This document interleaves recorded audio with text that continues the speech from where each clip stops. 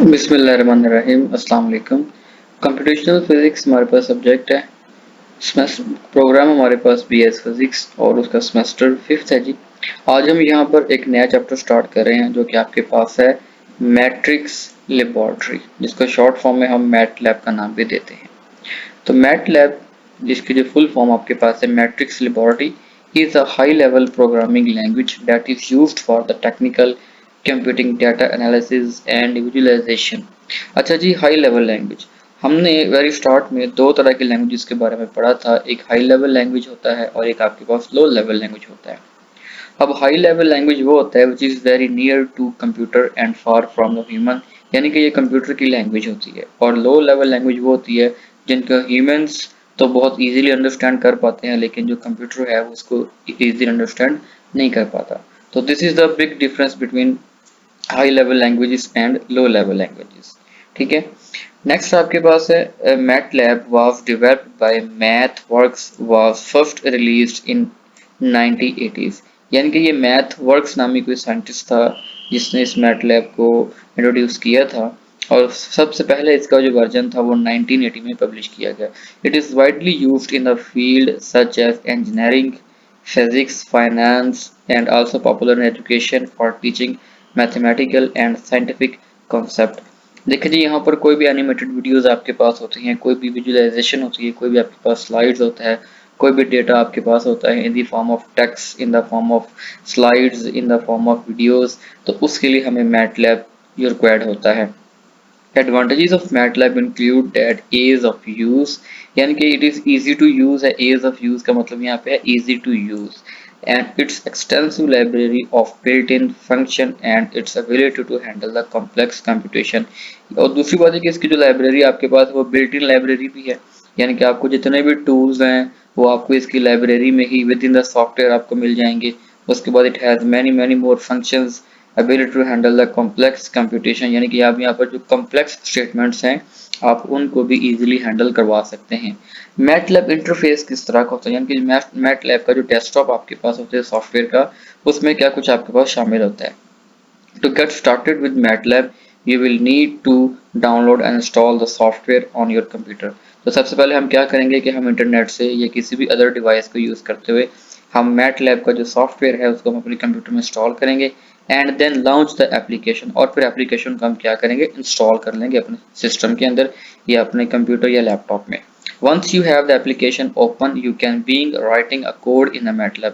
अब जैसे ही आप इस एप्लीकेशन को ओपन करेंगे तो यूज़र जो आपके पास होगा, यूज़र इस काबिल होगा कि अपना वो प्रोग्राम या अपना जो कोड है वो इस MATLAB के जो डायरेक्टरी है उसमें वो राइट कर सकता है। The MATLAB desktop environment is the graphical user interface GUI, यानी कि यहाँ पर आप ग्राफ्स वगैरह भी ड्रा कर सकते हैं जिसको हम GUI का नाम देते हैं। इंटरेक्ट विद द सॉफ्टवेयर, यानी कि इसी सॉफ्टवेयर का आपके पास एक हिस्सा होंगे। The major components of the MATLAB interface is shown in include command window. This is the primary interface of the MATLAB where user can enter commands and run the code. The command window displays the result of the command and also allow the user interactively experiment with the MATLAB। तो सबसे पहले क्या करेगा कि आपके पास एक इस तरह से जो ग्राफिकल इंटरफेस या आपके पास एक विंडो शो होगी जिसमें जो प्रोग्राम जो यूज़र है वो अपना यहाँ पे प्रोग्राम राइट करेगा, या जो प्रोग्रामर अपना वो सारा प्रोग्राम राइट करेगा, देन उसको कंपाइल करेगा, रन करेगा और फिर इसको एग्जीक्यूट करेगा। नेक्स्ट आपके पास है जी work space. The work space displaces the variable data currently in the memory, यानी कि जो आपके जो डाटा आपके पास आपने राइट किया है या जो कोड आपने राइट किया है वो मैटलैब की एक मेमोरी में सेव हो जाएगा जिसको वो वर्क स्पेस का नाम देगा। The user can view and manipulate variable in the work space. इसका मतलब ये फर्ज करें कि आपके पास एक फिजिक्स लैब है और फिजिक्स लैब के अंदर आप एक्सपेरिमेंट कर रहे हैं, आपके पास डिफरेंट अप्रेटिसेस वहाँ पे मौजूद हैं। तो वो जो फिजिक्स लैब आपकी है वो आपके पास क्या है, एक वर्क स्पेस है।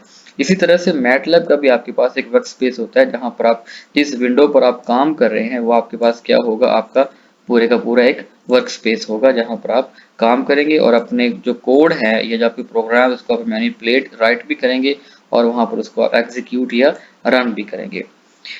नेक्स्ट है जी MATLAB mobilize a campaign app that allows the user to run MATLAB on their mobile devices। अब देखें जो जिस तरह हमारे पास जो टेक्नोलॉजी है वो इंक्रीज करती जा रही है या टेक्नोलॉजी आपके पास लेटेस्ट होती जा रही है, तो अब पहले इसका सॉफ्टवेयर था जो कि सिर्फ और सिर्फ आपके पास आपके कंप्यूटर या लैपटॉप में इंस्टॉल होता था, लेकिन अब ये जो मैटलैब का सॉफ्टवेयर है आप इसकी मोबाइल एप्लीकेशन भी डाउनलोड कर सकते हैं और उसको आप यूज कर सकते हैं।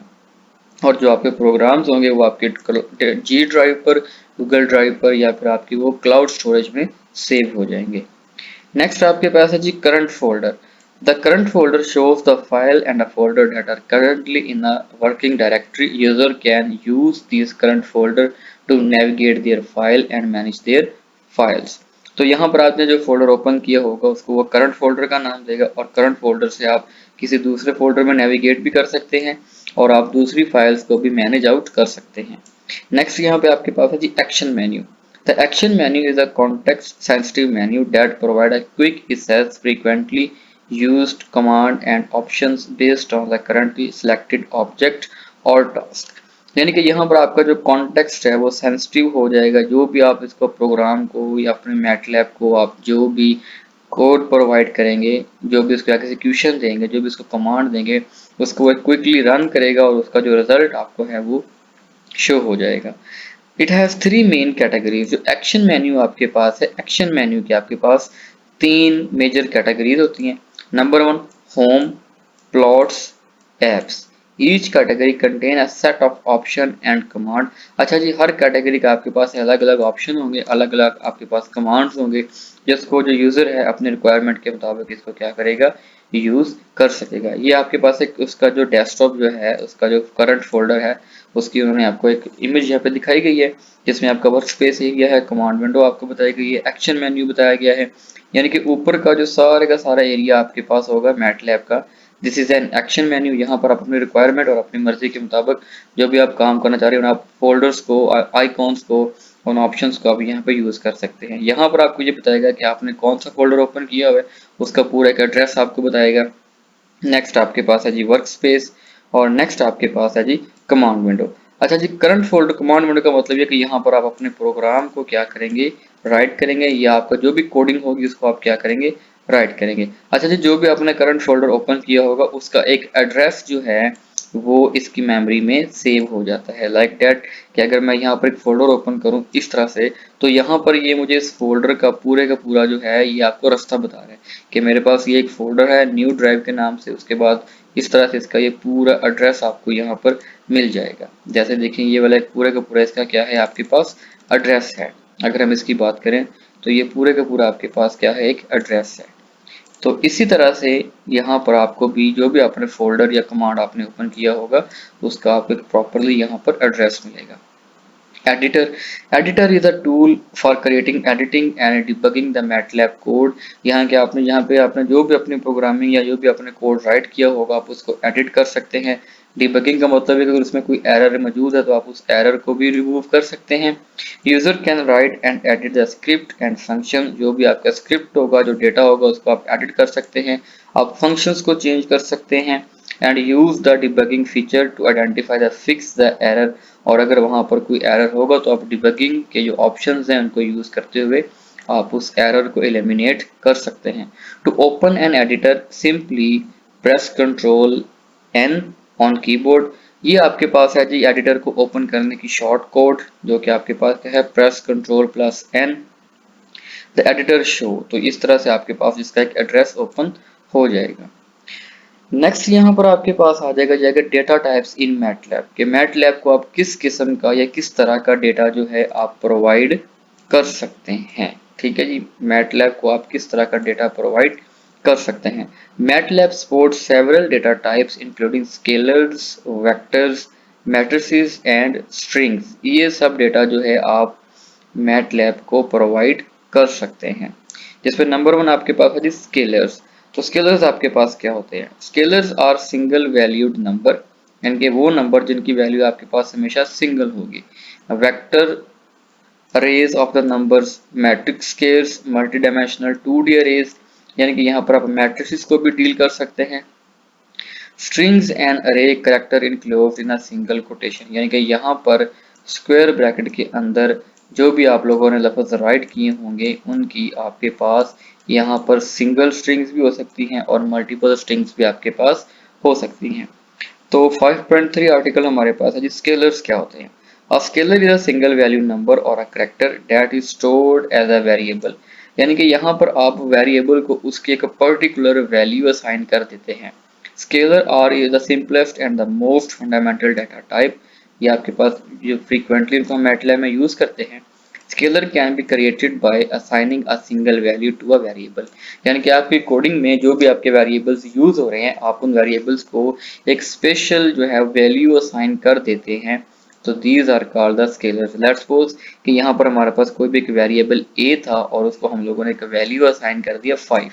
तो this is called a single value function. Next आपके पास है कि स्केलर्स ऑपरेशंस क्या होते हैं, यानी कि स्केलर्स पर आप किस किस तरह के ऑपरेशंस को अप्लाई कर सकते हैं। Scalar can be useful powerful calculator for performing the mathematical operations. यानी कि आप स्केलर को ऐड कर सकते हैं, उनको आप सब्ट्रैक्ट कर सकते हैं, उनको आप मल्टीप्लाई कर सकते हैं और उनको आप डिवाइड भी कर सकते हैं। लेट्स सपोज अगर मेरे पास यहाँ पे दो स्केलर नंबर हैं, एक 2 है और एक आपके पास 4 है, तो इन दो नंबर्स को मैं ऐड भी कर सकता हूँ, इनको मैं सब्ट्रैक्ट भी कर सकता हूँ, इनको मैं मल्टीप्लाई भी करवा सकता हूँ और इनको मैं डिवाइड भी करवा सकता हूँ। नेक्स्ट आपके पास आ रहा है जी, ये आपको एक उन्होंने प्रोग्रामिंग बताई हुई है कि इस तरह से आप इन नंबर्स की कोडिंग या मैनिपुलेशन करेंगे। नेक्स्ट है जी मैटलैब वेरिएबल्स आपके पास क्या होते हैं। The variable are used to store the data and values that can be accessed and manipulated during the execution of the program. यानी कि ये आपके पास वो वेरिएबल्स होंगे या वो कैरेक्टर्स होंगे जो कि मैटलैब अपनी मेमोरी में स्टोर कर लेगा और देन उस पर वो वर्किंग करेगा या उस पर वो प्रोसेस करेगा और प्रोसेस करने के बाद आपका जो कोड है वो एग्जीक्यूट हो जाएगा या आपका जो कोड है वो रन हो जाएगा। क्या हो जाएगा? रन हो जाएगा। नेक्स्ट आपके पास है variable can hold different type of data. अब वेरिएबल्स के पास जो है ना वो डिफरेंट तरह की इंफॉर्मेशन आपके पास हो सकती है। आपके पास वो नंबर भी हो सकते हैं, कैरेक्टर भी हो सकते हैं, स्ट्रिंग्स भी हो सकती हैं। स्ट्रिंग्स का मतलब ये कि आपके पास वो many number of the scalars quantities आपके पास हो सकती हैं, अरेज हो सकती हैं।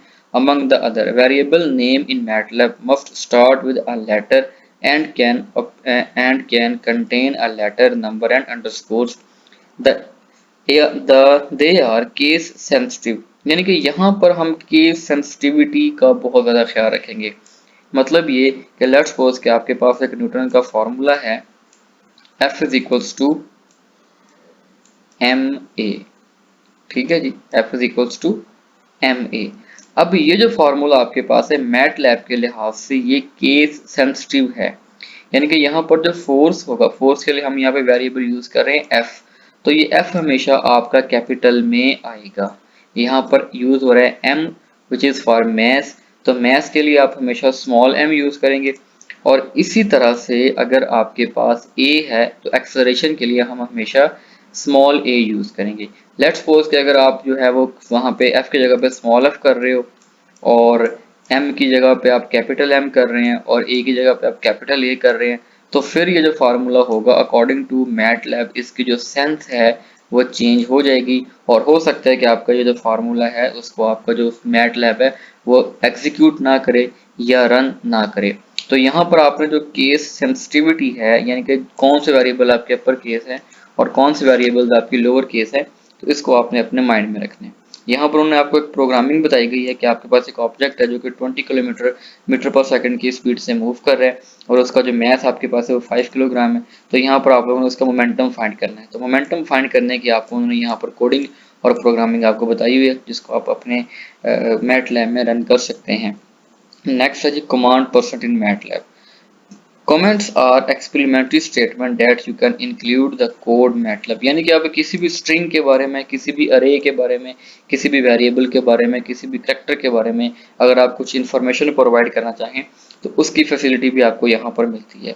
ये जो आपके पास जो कमेंट्स होते हैं ये आपके पास सिंगल लाइन भी हो सकते हैं और मल्टीपल लाइन कमेंट्स भी हो सकते हैं। यानी कि वो जो कमेंट आपका होगा या तो वो एक लाइन पर शामिल हो सकता है या आपके पास वो मल्टीपल लाइन्स भी शामिल हो सकती हैं। नेक्स्ट आपके पास है डिस्प्ले कमांड। डिस्प्ले कमांड के लिए जो शॉर्ट फॉर्म हम यूज कर रहे हैं वो आपके पास है DISP which stands for display command. In MATLAB, display is a function used to display the value of an expression। यानी कि यहाँ पर आपने कोई भी इक्वेशन को सॉल्व किया है और उसके बाद आप उसका रिजल्ट्स जो है वो ले रहे हैं, तो उसके लिए आप जो कमांड यूज करेंगे वो हमारे पास डिस्प्ले कमांड होगी। जैसे यहाँ पर उन्होंने आपको एग्जांपल बताई है कि नेम आपके पास अलाइज है और उसकी जो एज आपके पास है वो 12 ईयर है, और ये उससे यहाँ पर उसकी कोडिंग की है कि आपका जो नेम शो होगा will be number 2 star as and this. तो इसकी आउटपुट आपके पास क्या मिलेगी, अलाइज विल बी 12 दिस ईयर। तो इसकी आप जो है वो कोडिंग की आप प्रैक्टिस करेंगे और प्रैक्टिस करने के बाद आप वहां से उसकी आउटपुट को जनरेट कर सकते हैं। नेक्स्ट है जी F print F. In MATLAB the F print F function is used to print the formatted text to the command window to a file. यानी कि जो भी आपने मैटलैब की बॉडी में, मैटलैब की विंडो में आपने जो भी अपना प्रोग्राम या आपने अपना जो कोड राइट किया है उसको आप किसी पेपर पर हार्ड फॉर्म में उसको प्रिंट भी कर सकते हैं, जिसके लिए हम कमांड यूज करेंगे एफ प्रिंट एफ। ठीक है जी। तो नेक्स्ट यहाँ पर ये देखें कि उन्होंने आपके पास एक वेरिएबल x है और एक वेरिएबल y है और उसकी वैल्यू को यहाँ पर उन्होंने प्रिंट करवाया है, तो उसकी वैल्यू आपके पास कुछ इस तरह से आउटपुट आपको मिलेगी। ओके, नेक्स्ट आपके पास है जी इनपुट कमांड क्या होता है। The input command in MATLAB is used to promote the user enter a value और अ स्ट्रिंग। यानी कि यहाँ पर जो यूजर आपके पास होगा वो अपनी मर्जी से कोई भी वैल्यू असाइन कर सकता है और उसके अकॉर्डिंगली आपका जो कोड है वो आपको उसकी रिजल्ट प्रोवाइड करेगा। The user will prompt the enter their age and input will be stored in a variable age. जैसे name is equal input round bracket comma enter your name, अगर double commas आपके पास आ जाएंगे और इस तरह से इसकी प्रोग्रामिंग को हम राइट करेंगे इन्वर्टेड कॉमास लगा के। The S at the end of the input statement is to specify the input should be treated as a string। यानी कि आपके पास जो इनपुट होगी वो स्ट्रिंग या फिर वो एक लाइन की फॉर्म में होगी। नेक्स्ट आपके पास है जी फॉर्मेट कमांड क्या होती है। The MATLAB use double precision floating point arithmetic accurate to approximate the 15 digits, however the only 5 digit are displayed। यानी कि लेट्स सपोज कि आप यहाँ पर कोई ऐसा वेरिएबल या कोई आप ऐसा करैक्टर पुट करते हैं कि जिसकी पॉइंट के बाद वैल्यूज आपके पास मैक्सिमम 15 वैल्यूज हैं।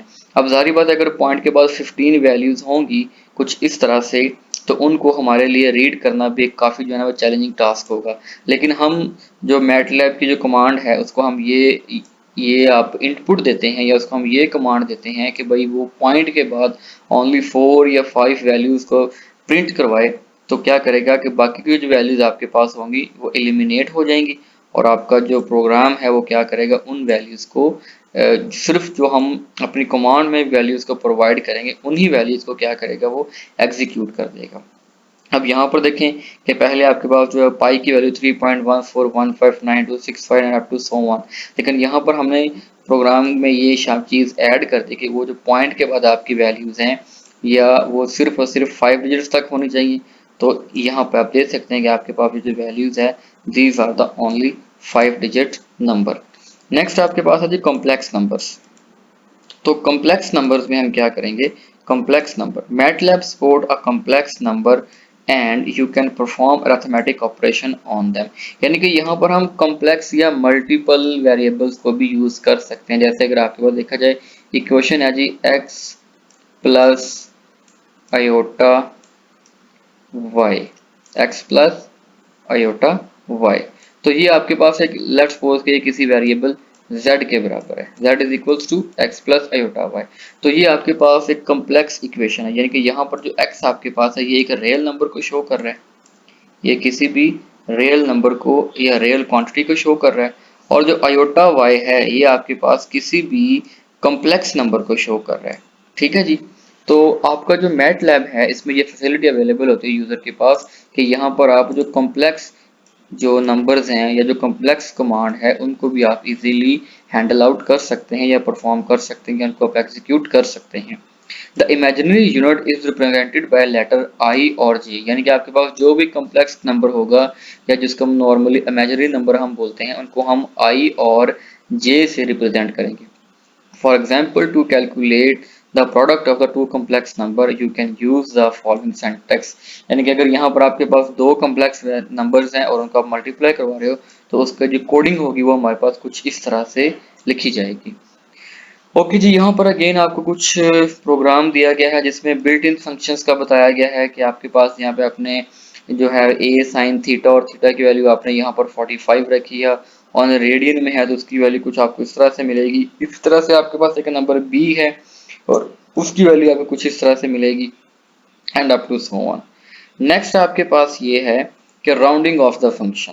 अब राउंड ऑफ का मतलब क्या होता है कि लेट्स सपोज कि अगर आपके पास एक ऐसी वैल्यू आ रही है जिसमें 0.1249 है या 5 आपके पास आ जाता है नॉर्मली। तो अब देखें जो आपका जो लास्ट फिगर है अगर वो 5 या 5 से बड़ा हो तो उससे पिछले वाले फिगर में हम एक नंबर ऐड कर देते हैं, तो इसको हम बोलते हैं राउंड ऑफ करना। अब जैसे देखिए मेरे पास नंबर था 0.1249। अब ये जो मेरा लास्ट डिजिट जो 9 है ये 5 से बड़ा है तो उससे पिछले वाले नंबर में हम एक नंबर क्या कर देंगे ऐड कर देंगे, तो इट विल बिकम 0.125। तो ये जो प्रोसेस आपके पास है इसको हम बोलते हैं राउंड ऑफ। जो मैंने एग्जांपल आपको यहाँ पे सॉल्व आउट करके बताई कि ये हमारे पास है एक फिजिकल, ठीक है जी। लेकिन हम जो मैट लैब है उसके कमांड को यूज करते हुए या मैट लैब को यूज करते हुए हम खुद से भी इन वैल्यूज को राउंड ऑफ करवा सकते हैं। तो rounding function allow you to round a number to a specific precision such as the nearest integer or a certain number of the decimal places। तो राउंड ऑफ करने का हमें एक ये भी बेनिफिट मिलता है कि आपका जो वैल्यू है ये आपने जो वैल्यू कैलकुलेट की है उसको हम प्रिसाइज कर सकते हैं। इसका मतलब ये कि उसमें जो चांस ऑफ एरर है उसको मिनिमाइज किया जा सकता है। इसमें हम राउंड, तो round the number to the nearest integer, floor round a number to the nearest integer less than और इक्वल, ठीक है जी। नेक्स्ट आपके पास ceil, round the numbers to the nearest integer greater than और equal to the ceil. Next है जी fix, round the number towards the zero returning the nearest integer closer to the zero, यानी कि यहाँ पर हमें जो वैल्यू है वो नियर टू जीरो मिलेंगी, ठीक है जी। नेक्स्ट आपके पास है वेक्टर्स क्या होते हैं। One of the strengths of the MATLAB it's ability to handle the collection of number called arrays. अब आपके पास जो है ना वो यहाँ पे डिफरेंट कलेक्शन ऑफ नंबर्स है, क्या है कलेक्शन ऑफ नंबर है। तो मैटलैब की टर्म में या मैटलैब की लैंग्वेज में इसको हम एक अरे का नाम देंगे as if they were single variable. अब जो अरे होगी ना उसमें आपके पास सिंगल वेरिएबल वैल्यूज आपके पास होंगी। A numerical array is an ordered collection of numbers, यानी कि आप यूं कह लें कि आपके पास एक कलेक्शन ऑफ नंबर्स होगा या फिर आपके पास ये सेट ऑफ नंबर होगा जिनको आप लोगों ने एक स्पेसिफाइड ऑर्डर में उनको अरेंज किया होगा। यानी कि नंबर वो आपके या तो असेंडिंग ऑर्डर में होंगे या डिसेंडिंग ऑर्डर में होंगे, या फिर उन नंबर को आपने उनके नेचर या उनकी प्रॉपर्टी के अकॉर्डिंगली आपने नंबर को किसी भी सेट में या किसी भी अरे में आपने उनको अरेंज किया हुआ है। An example of an array variable is one that contain number 0, 3, 4 and 6 in that order. We use the square bracket to denote the variable contain this collection। तो हम क्या करेंगे कि स्ट्रिंग को शो करने के लिए हम वहां पर स्क्वायर ब्रैकेट लगाएंगे और हमारे जो भी नंबर्स होंगे उनको हम यहाँ वहां पे लिख देंगे। अब इन नंबर्स को सेपरेट करने के लिए हम कॉमा भी इस्तेमाल कर सकते हैं और इन नंबर्स को एक दूसरे से अलग अलग करने के लिए हम वहां पर स्पेस का इस्तेमाल भी कर सकते हैं। अब जैसे अगर हम इसकी अरे मैनिपुलेशन की अगर हम कोडिंग की बात करें तो जैसे मेरे पास ये u इक्वल टू 1 4 11 4 है, तो vector u is defined as separated by comma, यानी कि हम इन नंबर्स को कॉमा लगाकर भी सेपरेट कर सकते हैं। नेक्स्ट आपके पास है जी 2 -1 6 -7 10 -7 v is a defined separated by the spaces. तो हम यहाँ पर जो है ना वो स्पेसेस नंबर्स के दरमियान स्पेस लगाकर भी इनको हम आपस में सेपरेट आउट कर सकते हैं। नेक्स्ट आपके पास है जी use equal to extracting the third index element, यानी कि आप ये बताएं कि हमारे पास जो स्ट्रिंग हमने कंसीडर की है इस स्ट्रिंग में तीसरा एलिमेंट क्या है। तो इस स्ट्रिंग में आपके पास जो थर्ड एलिमेंट है वो किसके बराबर है 11 के बराबर है, तो that's why here we get 11। अब यहाँ पे देखें कि is equals to last u end, उस स्ट्रिंग में आपके पास जो आखिरी नंबर है वो क्या है। अगर हम स्ट्रिंग की बात करें तो स्ट्रिंग में जो लास्ट नंबर हमारे पास है वो है जी 4, सो हेयर बिकम्स 4। नेक्स्ट आपके पास है कि as last we end -1 extracting second last number. इसका मतलब ये होता है कि उस अरे में आपके पास जो सेकंड लास्ट नंबर है वो कौन सा है, तो वो आपके पास 10 हो जाएगा। इसी तरह से replacing the third element u with second element, यानी कि दूसरे एलिमेंट की जगह पे तीसरा एलिमेंट आ जाए और तीसरे की जगह पे दूसरा चला जाए, तो यहाँ पर आपको कुछ उसकी इनपुट जो है वो आउटपुट इस तरह से मिलेगी। इसी तरह से अगर हम ट्रांसफर्स की बात करें, ट्रांसफर में क्या करते हैं, या रोज को कॉलम में कन्वर्ट करते हैं या कॉलम्स को हम लेके जाते हैं रोज में, तो ये उसकी आपके पास इनपुट है when we take the transfers of that quantity. Next आपके पास है जी अरे ऑपरेशंस। अब आपके पास फर्ज करें कि लेट कंसीडर कर लें कि आपके पास यहाँ पे दो अरेज हैं, एक आपके पास इसके बराबर है 1 2 3 4 5, और जो बी अरे आपके पास है वो 6 7 8 9 10 के बराबर है। तो इन अरेज को आप क्या कर सकते हो, ऐड कर सकते हो, इनको आप सब्ट्रैक्ट कर सकते हो, ठीक है। और इनको आप किसी भी अरे को, यानी कि फर्स्ट करें जो आपके पास अरे ए थी उसको हमने 5 से मल्टीप्लाई करवाया और 4 से मल्टीप्लाई, यानी कि आप उन अरेज को किसी भी कांस्टेंट स्केलर नंबर से मल्टीप्लाई भी कर सकते हो, ठीक है। फिर आप उनकी मैग्नीट्यूड भी फाइंड आउट कर सकते हैं। नेक्स्ट आप उनका जो है वो डॉट प्रोडक्ट भी आप आपस में ले सकते हैं, ठीक है। यानी कि इस अरे में क्या होगा कि जो एक्स वाली एंट्रीज है वो एक्स से मल्टीप्लाई होंगी, वाई वाली वाई से मल्टीप्लाई होंगी, और जो जे वाली हैं वो जे वाली से मल्टीप्लाई होंगी, ठीक है जी। नेक्स्ट उनका हम क्रॉस प्रोडक्ट भी ले सकते हैं, और नेक्स्ट वो उनके दरमियान हम एंगल थीटा को भी फाइंड आउट कर सकते हैं। तो ये आपके पास यहाँ पे कुछ इसकी इस तरह से आपको आउटपुट मिलेगी। नेक्स्ट है जी एलिमेंट वाइज ऑपरेशन, यानी कि हम यहाँ पर इंडिविजुअली भी एलिमेंट ऑपरेशन लगा सकते हैं। आप यूं सपोज कर लें कि यहाँ पर आपके पास कोई भी किसी भी फंक्शन का डेरिवेटिव है डी ऑफ डी एक्स यहाँ पे आपको दिया गया है, और यहाँ पर उन्होंने एक इक्वेशन आपको दे दी है कि एक्स प्लस टू वाई आपके पास यहाँ पर ये कोई भी इक्वेशन है। तो हम क्या करेंगे कि पहले फर्दर फर्दर हर एक टर्म पर हम डेरिवेटिव अप्लाई करेंगे, यानी कि पहले आप डेरिवेटिव इस पे भी अप्लाई करेंगे, देन अगेन आप डेरिवेटिव अप्लाई करेंगे इस पे। तो ये जो डेरिवेटिव ऑपरेशन आपका है ये एलिमेंट वाइज है, यानी कि हम हर एक एलिमेंट पर क्या करें हैं, डेरिवेटिव अप्लाई करेंगे। तो इसकी जो फॉर्म बन के आएगी वो आपके पास कुछ इस तरह से हो जाएगी, D x into D x आपके पास हो जाएगा, और प्लस आपके पास हो जाएगा, क्योंकि जब टू कांस्टेंट है तो कांस्टेंट हमेशा डेरिवेटिव से पहले आता है, तो to d y by d x. तो ये होता है जी आपका element wise operation.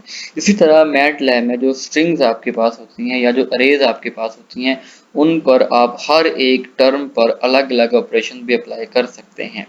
Element wise operation are performed on the each element of an array individually. These operation can be performed on array, या वो अरेज हो सकती हैं या आपके पास वो मैट्रिक्स हो सकता है, ठीक है। इसमें जाके देखिए आपके पास यहाँ पे कोई भी एक अरे है जिसमें आपके पास 0 0.25 0.50 0.75 एंड 1.0 आपको नंबर्स दिए गए हैं। Square the each element of the अरे, यानी कि यहाँ पे हम कमांड दे रहे हैं कि भाई हर एलिमेंट का आप क्या करो, स्क्वायर करो। तो स्क्वायर करने के बाद आपको कुछ इसकी आउटपुट इस तरह से मिलेगी। इस तरह से फिर वो कह रहा है कि x और x स्क्वायर वाली टर्म्स को आप क्या करो, आपस में मल्टीप्लाई करवाएं। तो जब आप मल्टीप्लाई करवाएंगे तो आपको कुछ उसकी आउट इस तरह से मिलेगी। नेक्स्ट वो कह रहा है कि आप उन दोनों को डिवाइड करवाएं, तो डिवाइड करवाने के बाद आपको कुछ जो है वैल्यू इस तरह से मिलेंगी, ठीक है जी। नेक्स्ट आपके पास है बिल्ट इन फंक्शंस। तो बिल्ट इन फंक्शन आपके पास ये वो फंक्शन होते हैं जो कि ऑलरेडी उस मैटलैब की जो डायरेक्टरी है या मैटलैब की जो कमांड है उसमें वो यूज होते हैं। तो बिल्ट इन फंक्शंस के बारे में इंशाल्लाह हम नेक्स्ट लेक्चर में बात करेंगे। तो इस लेक्चर में अगर कोई भी कंफ्यूजन हो, कोई भी क्वेश्चन आपके माइंड हो, तो you can ask me in a comment box. और वीडियो को आप शेयर करें, लाइक करें, और अगर आप इस चैनल पर नए हैं तो आप चैनल को सब्सक्राइब कर दें। Thank you so much. अल्लाह हाफिज़।